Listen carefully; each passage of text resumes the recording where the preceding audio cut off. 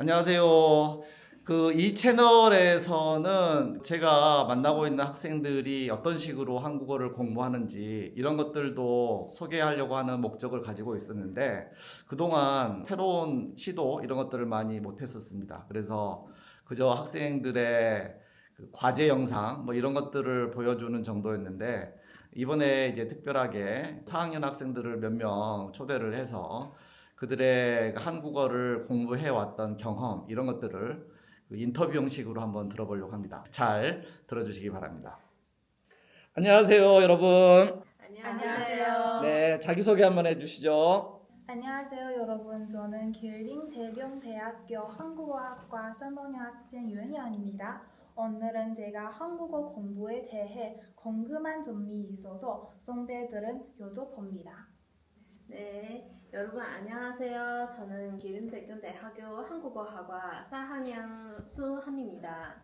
안녕하세요 여러분. 저는 4학년의 양재함이라고 합니다. 네, 여러분 반갑습니다. 그러면은 지금부터 윤영이 사회를 보면서 인터뷰를 한번 해보도록 하겠습니다.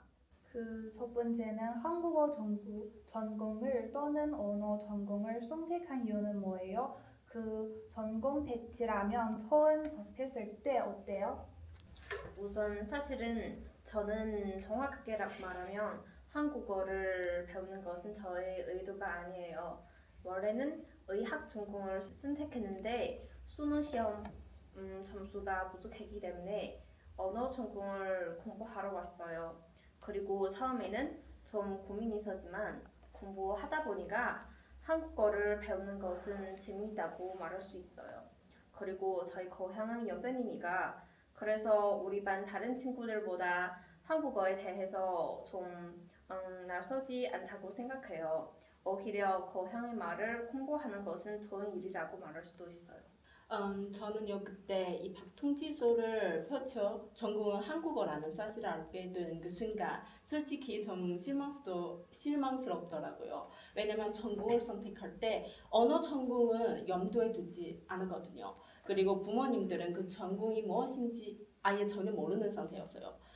근데 이 사실을 받아들일 수밖에 없는 마음을 가져서 여기에 왔어요. 당시 코로나 때문에 처음으로 거의 계속기 숙자에서 수업을 들었는데 룸메이트의 발음도 듣고 자신의 소리도 듣다 보니 꽤 재미있더라고요. 그리고 배우면서 언어 전공도 괜찮다는 생각이 들어서 한국어를 열심히 공부하겠다라는 마음을 먹고 왔어요. 네, 감사합니다. 한국어 학습은 영어나 다른 언어 인문과 어떤 차이가 있어요? 한국어와 영어, 중국어 가장 큰 차이점은 제 생각에는 어순이에요. 왜냐하면 한국어는 동사를 문장의 끝에 두고 그리고 영어와 중국어는 동사를 문장의 앞에 두는 거예요.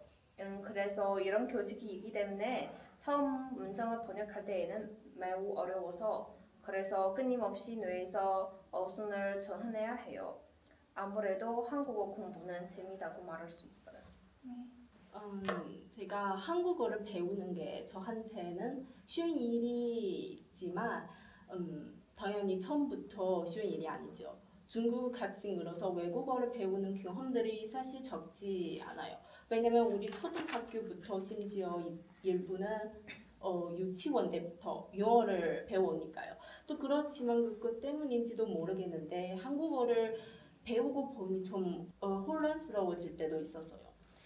문장의 구조 또는 어순도 다르고 특히 저한테 발음 부분은 가장 고민이 된 부분이었어요. 어떤 발음 예를 들어 리을 받침 저한테 어렵고 발음이 이상해지기 쉬워서요.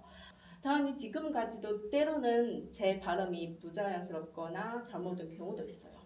아무래도 말을 통하는 능력은 언어를 배우는 사람이라면 누구나 얻고 싶어 하는 거예요. 그래서 외국어를 파악해 그 나라의 사람들과 자연스럽고 유창하게 대화할 수 있다는 수준이 된다면 얼마나 멋지겠어요. 이렇게 생각했어요.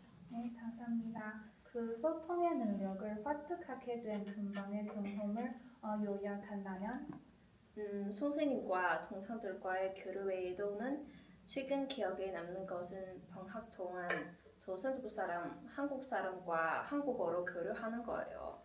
조선족 사람과 교류할 때에는 억양을 주의해야 해요. 왜냐하면 이것은 우리 평소에는 듣는 것과 좀 달라서 알아듣기가 좀 어려워요. 그리고 한국 사람들과 교류할 때는 전보다 좀 듣기가 쉬워졌어요. 사실은 저는 말하는 과정에서는 문법의 사용에 크게 중점을 두지 않고 오히려 단어의 응용에 중점을 두는 거예요. 그래서 특히 고유어, 신조어, 외래어 등 사용을 잘 파악해야 해요. 왜냐하면 상대방이 어떤 것을 사용할지 모르기 때문이에요. 아무튼 언어를 배우는 것은 끊임없이 밖으로 수출해야 그의 가치를 비로소 느낄 수 있어요. 오남은 언제부터 내가 한국어로 소통할 수 있는 능력이 생겼다 이런 것을 느꼈어요?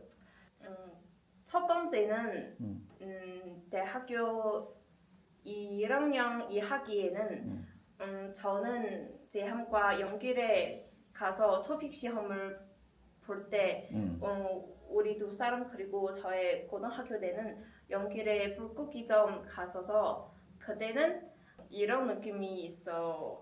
왜냐하면 그때 우리 한국어를 배운 지 1년만을 보냈어요. 1학년 2학기. 2학기. 1학년이야. 그러면 아직 한국어 배운 지 1년도 안 돼.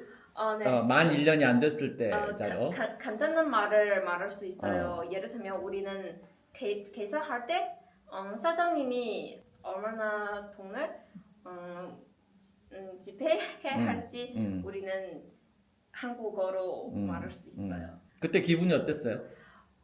잘했어요. 좋았어요? 네, 좋았어요. 그랬군요. 오케이. 그럼 저는요, 제가 요즘 그 한국어와 관련된 경험을 말하고 싶어요.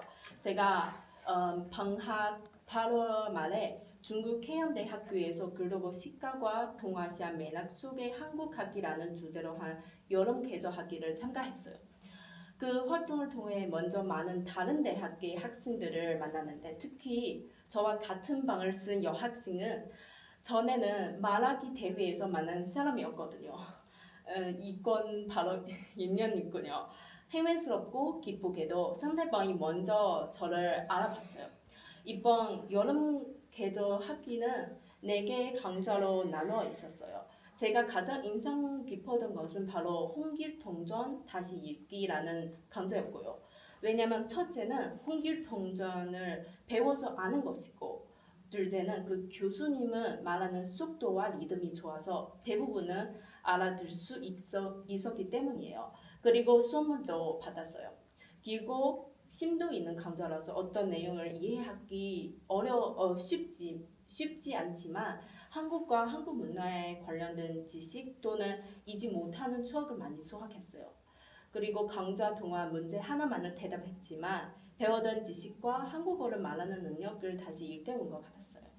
또한 활동을 통해 대단한 사람을 만나고 자신을 계속해서 개발하겠다 하는 마음이 먹었어요.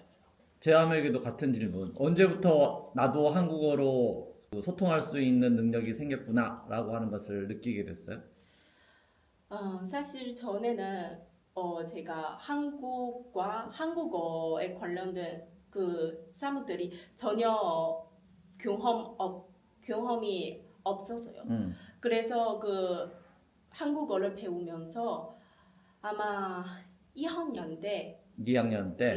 2학년 때 처음 그 한국어를 말하기 그 용기? 좀 말하는 연기?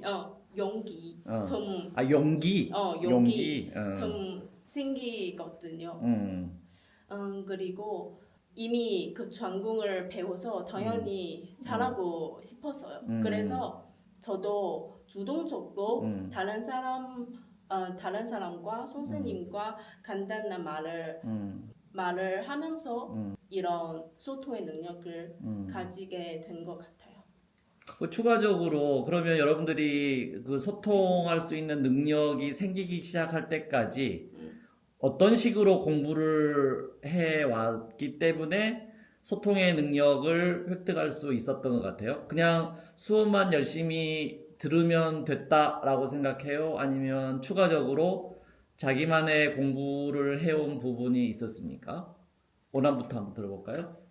우선 드라마 음, 드라마 보는 것도 좋은 선택이에요. 저는 평소에는 드라마를 볼 때 배우들의 따라 자막을 말했어요. 그리고 섀도우잉을 했군요. 네. 배우들을 따라서 말해보는 훈련. 이렇게 하면 억양과 단어도 외울 수도 있어요. 특히 억양. 우리는 중국 사람이니까 그래서 어떤 때는 억양은 자연스럽지 않나요. 그래서 이렇게 하면 도움이 될 수 있다고 생각해요. 그래 또 저는 평소에는 한국 노래도 좋아해요. 누구를 좋아합니까? 특정 가수가 없어요. 그냥 이 노래를 듣기 좋아요. 그래서 자주 듣는 거예요. 그 가수보다는 노래 자체를 좋아하는군요. 네. 자, 그리고 재앙은요? 네, 제가 1학년 다음 학기 때 듣기 시간에 항상 알아듣지 못해서 따라가기도 어려웠고 제대로 기억하지도 못했어요. 그래서 수업마다 열심히 했는데 다음 시간도 같은 느낌이 생겼고요. 그래서 수업 시간에만 하면 부족하고 더 많이 연습해야 했다고 생각했어요. 그래서 제가 수업 때 여전히 꼼꼼히했고 아침 교실에 가는 길에 점심 식당에 가는 길에 또는 밤에 기숙사에 오는 길에 한국어 팟캐스트를 들어오고 있어요.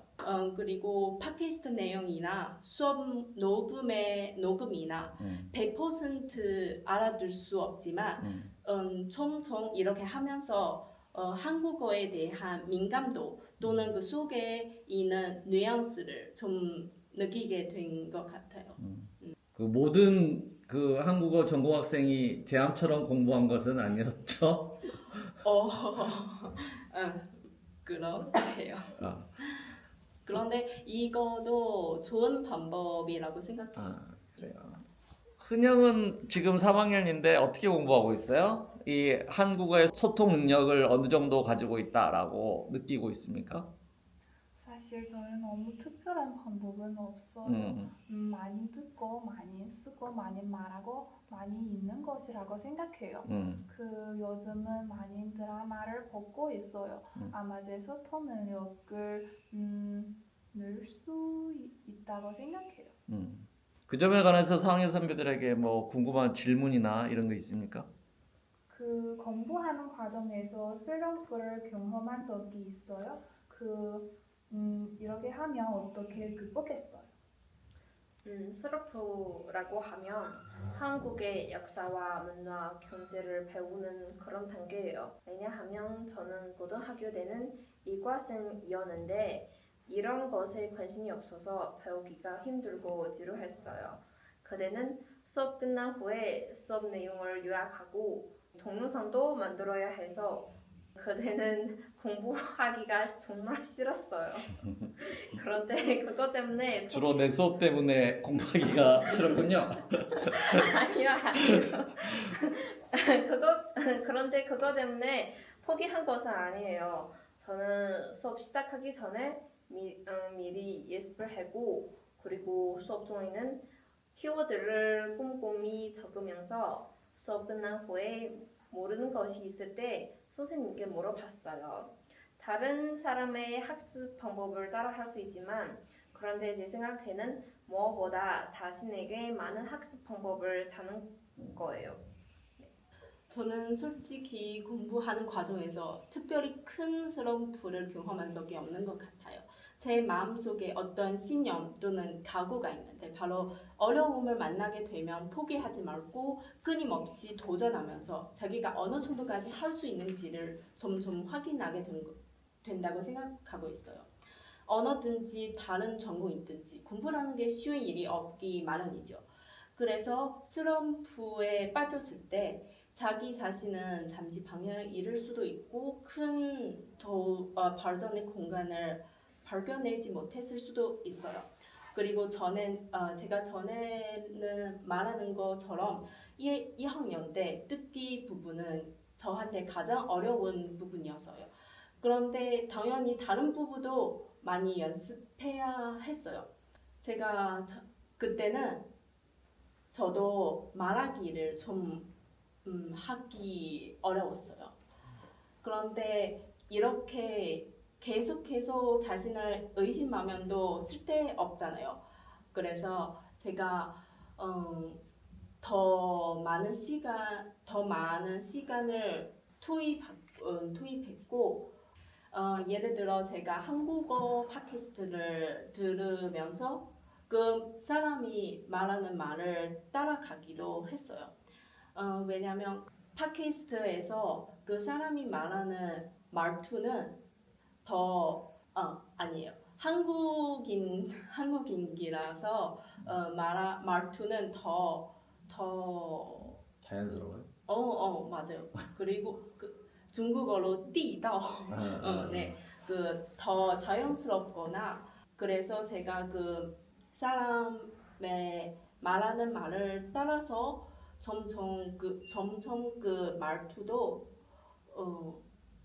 이해하고 자신도 좀 더 자연스럽게 말할 수 있을 것 같아요.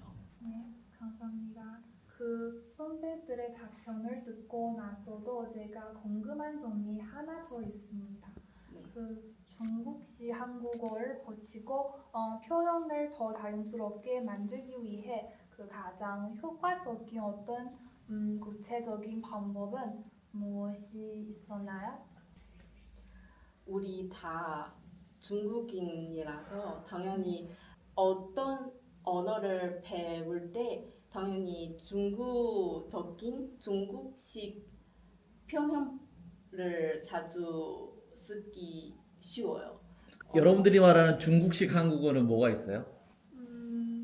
우리 문장의 순서도 다르고 제가 번역을 아니면 통역을 때 항상 중국어 순서로 만드는 경우가 많아요. 그 1학년 때는 문장 어순이 되게 낯설었겠지만 여러분들이 2학년 정도 되면 그 주어, 목적어, 동사 이거는 이제 어느 정도 익숙해졌을 것이고 제가 볼 때 가령 중국어의 단어를 한국어에 그대로 쓰는 게 있죠. 학교 생활의 습관이 됐어요? 이런 거라든지 아니면 그 습관보다는 학교 생활에 적응이 됐어요? 라고 하는 게 더 자연스러운데 아니면 또 뭐가 있을까요? 공부를 견지해야죠. 공부를 꾸준히 해야 이런 식의 이제 그 중국어의 한자 단어를 그대로 쓰는 거 제가 볼 때는 그 정도가 이제 중국식 한국어로서 한국 선생님인 제가 이제 느끼는 부분인데 여러분도 그런 거를 느끼는 게 있었습니까? 맞아요. 한국어와 중국어는 많은 비슷한 부분이 있어요. 특히 그 단어 부분 한자어도 있고 그래서 한국어와 중국어 헷갈릴 수도 있었어요. 그래요? 또 단어에 대한 보송해요. 예를 들면 우리는 정도 5부터 사자성어를 접했어요. 그래서 배울 때는 생각보다 어렵지 않았어요? 어렵지 않았어요. 쉬운 편이었어요. 네네, 왜냐하면 발음은 중국 한자 발음과 비슷해요. 우리는 외울 때는 도움이 될 수도 있어요. 그런데 어떤 때는 사자성어는 중국의 사자성 순서 달아요. 예를 들면青梅竹马 중국어로 이렇게 말하고 그런데 한국어는 종마고 그렇게 이야기하죠. 이렇게 말해요. 싸이웡시마 이것도 치마 이렇게 이야기하죠. 그리고 그 동문서답이에요. 동문서답. 한국어는 동문서답이에요. 중국어는 答非所问. 네, 네, 네. 그렇군요. 그래서 이런 중국식 표현을 고치기 위해 제 생각에는 당연히 그 한국의 표현을 많이 접해보고 접해보고 그리고 주동적으로 사용하고 네. 해야겠죠. 네, 맞아요. 여러분들이 이제 이런 여러 가지 과정을 거쳐서 지금 4학년 또 현역은 3학년인데 찍고 있는 게 9월이니까 지금 우리 학교에 또 1학년 학생들도 1학년 후배들도 다시 들어왔고 또 이 영상을 보는 사람들은 외국어를 처음 공부하는 그런 사람들이 여러분들의 경험을 들으려고 이 영상을 보고 있을 텐데 외국어를 처음 공부하는 사람들에게 특히 한국어를 공부하는 사람들에게 한국어를 어떠한 방식으로 공부하는 것이 좋은 방법일까 이런 것들에 대해서 여러분들의 경험을 나눠 봤으면 좋겠습니다. 제가부터 해볼까? 네. 제 생각에는 가장 중요한 것은 바로 재미있게 공부하는 것이에요. 왜냐하면 공부는 솔직히 말하면 고생하는 일이어서 그래서 재미있게 공부하는 게 자신도 특히 한국어 공부는 또 재미있게 공부하면 자신도 그 한국어 공부를 점점 좋아해지게 되는 것 같아요. 그래서 평소에 많이 한국의 문화를 알 수 있는 그 예를 들어 예능 그리고 드라마 노래 등등 이렇게 접하고 점점 재미있게 공부할 수 있어요.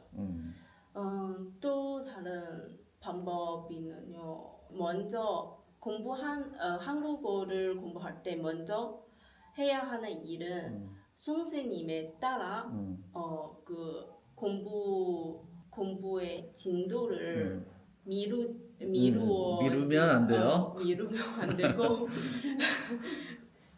이렇게 하면 친구들 중에는 공부를 미루는 학생들이 많이 있어요? 당연히 있죠. 그래요. 제가 공부할 때 좀 진지하게 하는 편이라서 그래서 이렇게 말해요. 또 하나 있어요. 제 생각에는 전에는 말했던 것은 자신을 항상 늘 도전하는 것도 한국어 공부에 도움이 된 것 같아요. 저라면 그 한국어와 관련된 여러 가지 경기, 대회 등등 참가하면서 한국어 능력도 점점 향상시킬 수 있어요. 대회에 참가하려고 하면 집중적으로 준비를 많이 해야 되니까 한국어 공부에 많이 도움이 됐어요? 네. 오늘은요? 사실은 정확하게 말하면 저에게 한국어를 공부하는 방법이 그냥 왜냐하면 저는 별도로 따로 특별한 방법은 없어요? 특별한 방법이 없어요. 왜냐하면 저의 공부 방법은 제 한과 달라요. 달라요? 뭐가 달라요? 왜냐하면 저는 공부하는 과정에서는 반 공부, 반 놀기예요. 반은 공부하고 반은 놀고. 네. 그런데 공부할 때는 100% 공부해야 해서 놀 때는 마음대로 그냥 놀아. 그래서 이렇게 하면 공부의 긴장도 풀 수 있고 예를 들면 저는 특히 방학 때 친구들이랑 노래방 자주 갔어요. 그때는 저는 노래방에서는 한국 노래를 자주 불렀어요. 이렇게 하면 공부도 도움이 될 수 있다고 생각해요. 무엇보다 초보자에게는 초언이라고 말하면 기초를 잘 다져야 해요. 왜냐하면 고급 단계에 도달한 이후에는 기초가 너무 중요해요. 한국어 공부에서 기초는 어떤 것을 말합니까? 예를 들면 단어 문법 필수적이에요. 그 단어 문법을 공부하고 또 다른 게 있을까요? 그리고 그냥 개인의 습관. 말하는 과정, 쓰기 과정. 말하기고 쓰기도 열심히 해야 돼요. 그럼 이렇게 네. 이야기해 봅시다. 여러분들은 나름대로 지금 공부를 잘하는 학생들인데 주변의 친구들 보면 좀 부족한 학생들도 많이 있죠. 그러면 실수를 그 경험 삼아서 경계해서 앞으로 잘할 수도 있는데 그 한국 언어를 공부하는 과정에서 주의하고 조심해야 되는 나쁜 습관, 나쁜 행동 방식 이런 거는 뭐가 있었을까요? 여러분들의 직접적인 경험이나 주변의 어떤 그 경험을 볼 때 우리가 빠지면 안 되는 안 좋은 습관, 안 좋은 행동 이런 것들은 뭐가 있었습니까? 우리는 평소 연습을 할 때 정답이 있는데 책 뒤에 그렇죠. 저는 어떤 때는 너무 바빠서 연습을 잘할 시간이 없는데 그래서 책 뒤에 정답이 그냥 적었어요. 그런데 적었지만 수업할 때는 선생님이 질문을 할 때 머릿속에서 빨리 생각할 수 없어요. 그래서 점점 능력이 좀 떨어지는 것 같아요. 연습이 부족하면 안 되더라라는 네. 의미죠. 네. 그리고 번역도 같은 도리예요. 지난 학기에는 정도 수업을 할 때 큰 문장을 번역해야 해요. 그런데 그냥 문장을 쓰지 않고 그냥 키워드를 쓰는 거예요. 번역을 하는데 네. 완전한 번역을 하지 않고 그 키워드만 썼어요. 그러면 선생님한테 꾸중 들었겠네요. 예. 오케이. 또 하나 문제가 있는데 바로 지금 그 인공지능 그리고 그래, 번역기도 맞아. 관련해서 AI는 외국어 공부에서 어떻게 그 쓰는 것이 잘 사용하는 것일까? 이거는 되게 요즘 중요한 것 같아요. 저라면 제 생각에는 한국어를 잘 공부할 수 있는 방법은 바로 자기 자신 스스로 그 문장을 봐서 그 문장을 번역하는 거예요. 왜냐하면 그 어떤 학생들이 그 글을 번역기를 통해 바로 그 중국어 번역기 생성됐거든요. 그런데 이 과정에서 자기의 생각이 없어 그래서 한국어의 공부에도 도움이 되지 않아요. 반대 자신이 그 글을 봐서 자신이 직접 번역을 해보는 거. 이렇게 하면서 점점 그 한국어의 단어, 문법 등 쌓일 수도 있어요. 반복하게 하는 거 이게 하는 중요해요. 네, 맞아요. 그 외에 AI와 관련해서 또 이렇게 공부하는 것이 좋은 것 같다라는 여러분들의 생각이 있습니까? AI를 어떻게 활용하는 게 좋더라? 교정할 때. 교정할 때 어떻게 사용합니까? 예를 들면 저희 휴대폰은 이런 기능이 있어요. 중국어로 동声传译. 동시번역. 네, 지금 우리는 한국어를 말할 때 다음 초 휴대폰으로 중국어, 한국어 다 표시할 수 있어요. 그것의 장단점은 무엇입니까? 제가 수업할 때도 학생들이 많이 그 동정판이 앱을 켜놓고 수업 듣는 학생을 많이 봤어요. 저기 복습할 때 이렇게 하면 더 좋아요. 예를 들면 우리는 원고가 없을 때 휴대폰으로 이렇게 이런 정답 100% 아니라 그냥 90 이상 90% 이상 많은 거예요. 그래서 이렇게 교정할 때 도움이 될 수 있어요. 그런데 단점은 예를 들면 말하기 수업할 때 어떤 학생 듣지 않고 그냥 휴대폰으로 선생님 중국어 말을 번역만 봐요. 네 이렇게 하면 말하기 수업 가지 않아도 돼요. 그렇죠. 소용이 없어요. 그렇죠. 네. 훈영은 이 논점에 대해서 하고 싶은 말이 있습니까? 나도 자신의 관심사를 찾는 것이 중요하다고 생각해요. 예를 들어 드라마곡처럼 저는 영어 영서를 듣는 것이 너무 좋아해서 영어를 즐겁고 배우고 있어요. 이 밖에 자신감도 너무 중요해요. 사람 앞에 표현하는 것과 실수하는 것을 무서워하지 않나요? 이 밖에는 너무 특별한 방법이 없어요. 많이 외우기 합시다. 오케이. 자, 그다음으로 넘어갑시다. 네, 고급 수준에 도달할 후에 수학은 뭐예요?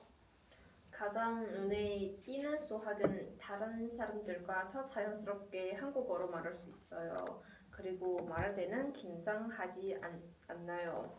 문법과 단어를 많이 파악하기 때문에 자신의 의사를 더 정확하게 표시할 수도 있어요. 또 다른 수학은 고급에 도달한 후에는 언어에 대한 심층적인 학습을 계속하는 것이 어렵다는 것을 발견하다고 해요. 더 어렵다고 느낀다는 이야기예요?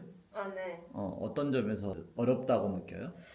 예를 들면 번역할 때 우리는 사실은 3학년 이전에는 문장은 너무 짧아요. 간단한 문장만 이제 공부하고 번역하고 그랬었겠죠. 네.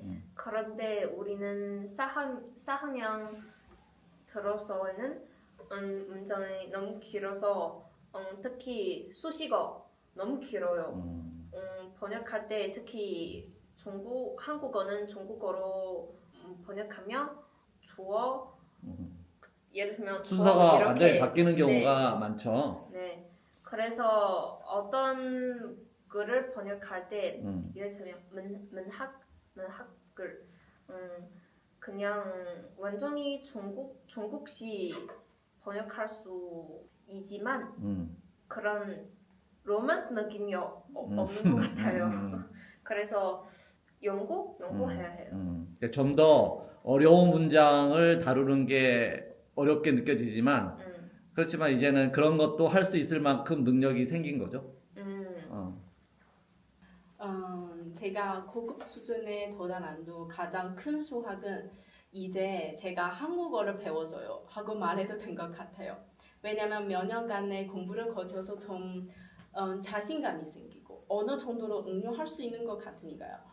몇 개 자격증과 증명서를 땄고 몇 번 대회를 참가했고 지금 한국어 공부하는데 작은 성과를 이뤘다라고 말할 수도 있을 것 같아요.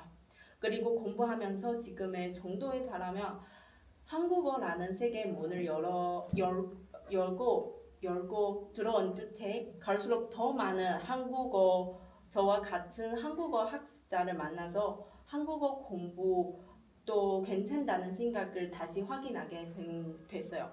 당연히 지금 전문 인사가 된다라고 말할 수 없지만 앞으로는 좀 더 전문적인 한국어 학습자가 되면 어떨까라는 결심이 점점 강해지고 있어요. 그래서 지금의 수학을 하면 또 하나 있어요. 바로 한국어를 계속 공부하고 싶다는 마음이에요. 학교에 닫고 결심하면 더 좋은 데가 없어. 지금은 바로 가장 좋은 데여서 우리 같이 해야 합시다. 여기까지입니다. 오늘 여러분들이 이제 여러 가지 질문에 대해서 이렇게 대답을 해줬는데 마지막으로 이 영상을 보는 한국어 입문자나 또는 여러 다른 언어를 공부하는 사람들에게 이렇게 마지막으로 하고 싶은 이야기 이런 게 있으면 이야기해 봅시다. 중국어도 돼요? 그러세요. 就是大家可能是对韩语学习可能是不是发自内心的想来学这个专业，或者是通过调剂啊来学什么的，但是我想说其实都没关系，因为大家已经就是中国有句老话叫既来之则安之，大家已经到达了这个地方，就要踏下心来，要好好学习这个。如果你不想学，也有别的机会，比如说可以自己努力的学习，然后考取到别的专业。然后呢，在这大学4年当中，我觉得吧，大家不要就是死学习，就是不要一门心思的一直在学习。就是外面的世界很广，大家可以在有空的时间内出去多看一看、走一走之类的。因为，如果说以后到大4毕业了，可能大家会去读研啊、考公啊、就业啊这些东西的，就是可能会占据你人生的大部分时间，可能以后就是这样的机会很少很少。网上总说大学生活是用最低的成本去体验一个城市的一个生活。既然如果说是大家外省的呢，来到长春了的话，我觉得这是一个很好的机会，因为你可以用最低成本去看吉林省啊、长春啊这些城市到底是怎样生活。如果说大家是省内的呢，也可以用大学的时间多去外面走一走。学习固然重要，但是自己的生活也是很重要的。大家可以最好像是在大学里找到自己真正的自己是什么样子的。然后也希望大家不要被现实所困住吧。就希望这样。 다들 한국말을 너무 잘해서 중국 학생이란 걸 잊어먹고 있었는데 오남이 중국 학생이었군요. 자, 오남도 한마디 합시다. 중국어로 해도 좋아요. 제가 중국 사람이라는 걸 보여줘야지. 好的，突然说这个，突然说中文还有点小紧张，比说韩语还紧张。我主要想说的就是，既然已经进入到这个专业，然后进行韩语的学习的话，实际上就像我们院的那个院训一样，就是学习一门语言，实际上就是打开了另一个世界的大门。也许刚开始的时候会觉得很迷茫啊，或者是有一种抗拒感，但是在这个过程中，你逐渐的去体验，在这个语言当中，通过这个语言去见到更多的人啊，更多的有意思的文化，我觉得这也是一种享受。所以其实，渐渐的，如果这样做的话，也能把学习这件事，学习韩国语这件事情，变成一件能够让自己开心与满足的事情。我觉得这样子的话是更好的。 형도 중국 사람이라는 것을 증명할 수 있는 기회를 줍시다. 其实我选韩语专业，我不是调剂来的，我是自己选来的。因为我比较喜欢英语，所以我觉得学语言是一件很有趣的事情。但是我来了大学之后，发现大家很多人都是调剂来的，而且调剂之后呢，也没有说努力的去转专业，而是一直在抱怨我学的这个专业这件事情。我觉得这个事情，在我看来，我的观点里其实是不是特别正确的。我觉得你有很多种方式去努力，转专业，或者是好好学习，以后研究生去换一个专业，而不是就是这样子每天在大学里面虚度光阴，然后课也不听，然后就是挂科，这种我觉得是非常不应该的。就像刚才那个学姐说的，既来之则安之。